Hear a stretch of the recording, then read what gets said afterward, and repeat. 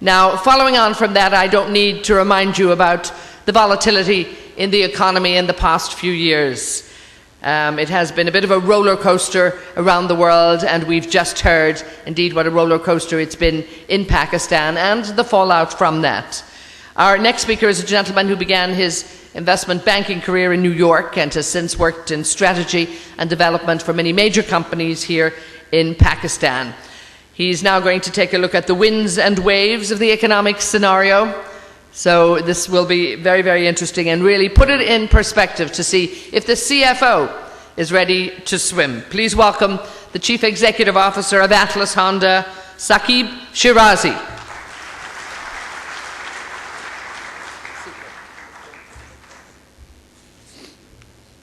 It's great to hear the Irish accent. It reminds us, all of us, of our golfing trips in your great country. First of all, thank you very much to everyone for the invitation. It was always a privilege to be here. Khalid's a colleague, so it was good to hear him speak.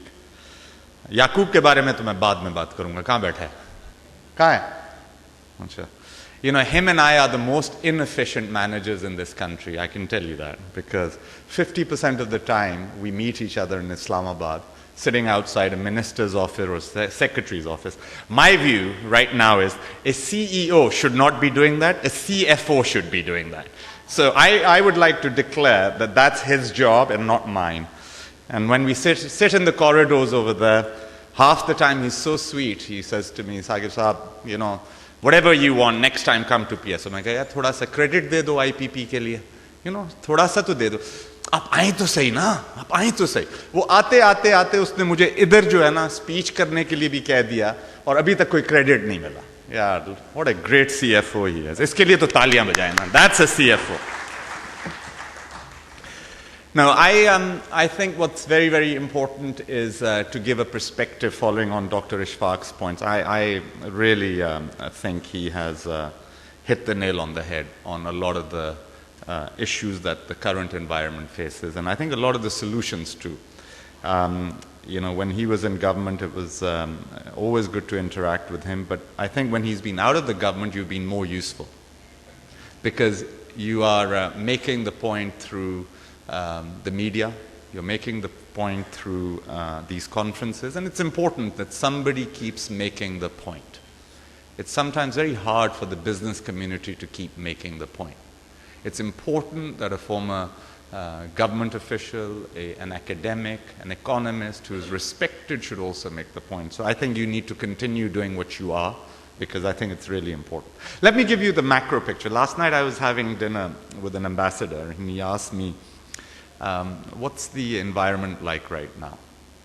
And I said to him, well, do you want to know the truth, or do you want to hear what you'd like to hear? He's one of the 6 ambassadors who are so-called the Friends of Democratic Pakistan. Friends of Democratic Pakistan. I want to use the word democratic again and again, because you know, when somebody comes across as being a friend of democratic Pakistan, it means that a lot of the things they've already stated, that's one thing that they want to ensure. I'm pro-democracy. But when a vision is given from the top that we will tolerate a lot of things for the sake of the word democracy, then I think it's a misunderstood phenomenon. So I asked him, what do you want to hear? He says, no, right now we're at a stage where we need to know what to do next, because we're confused. We asked you to do the GST, we failed. And perhaps we were misplaced to put so much emphasis on it. We asked you to do the energy reforms. We didn't know how to do it. We made these thick booklets, and we couldn't get it implemented. So I said to him, look, right now the situation is that the economy is not doing well. It's 2.5%. So I agree with all the statistics. The political situation is really frustrating because, you know, it's good to see democracy taking root, and it's good to see an active judiciary and a civil society that is provoking the media, which the Chief Justice picks up from the media every day an issue. These are all great things. That's part of a developing democracy. But it's really frustrating because, you know, politically, things keep going up and down.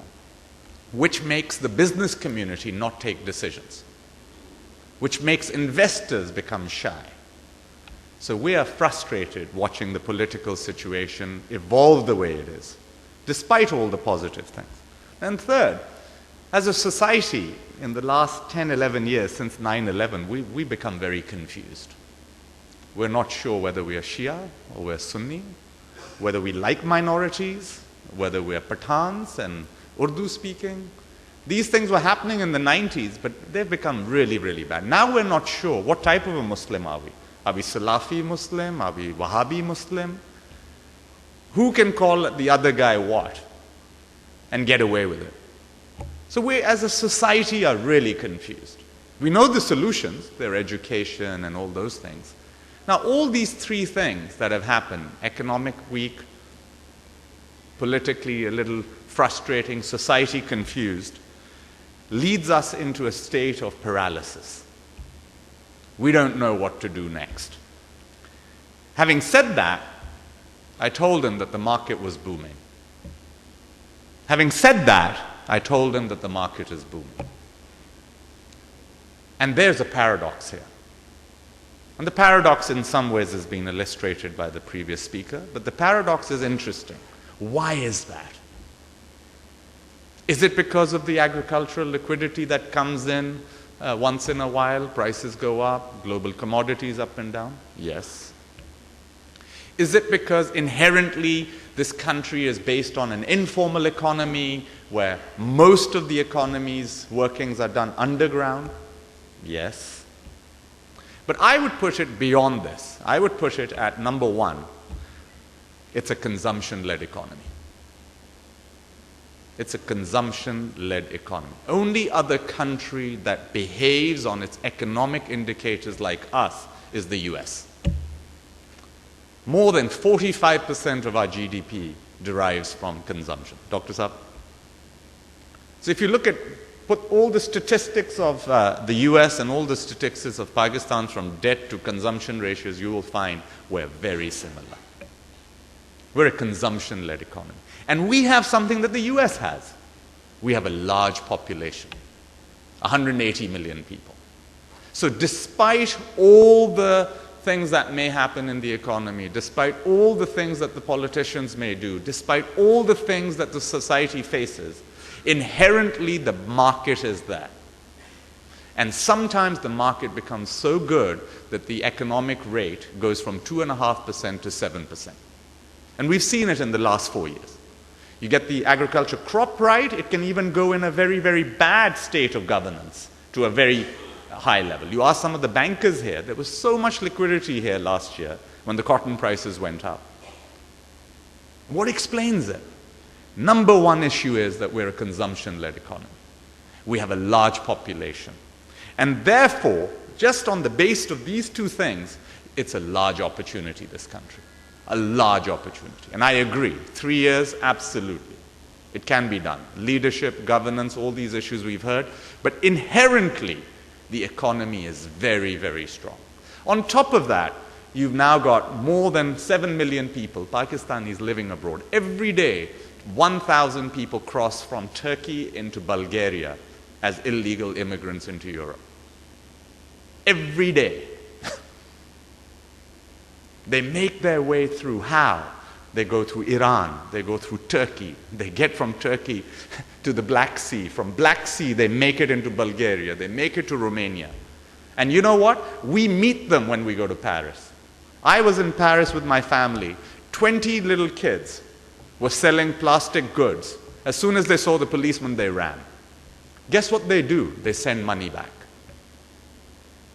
It's not the people at our level of economic means who are only sending people back. Every day, 1,000 people are leaving. 7 million people every day send money back. 12 billion gets captured by remittances formally. Maybe another 6 billion gets captured informally, because the Philippine numbers are at 25 billion. We can't be half of them.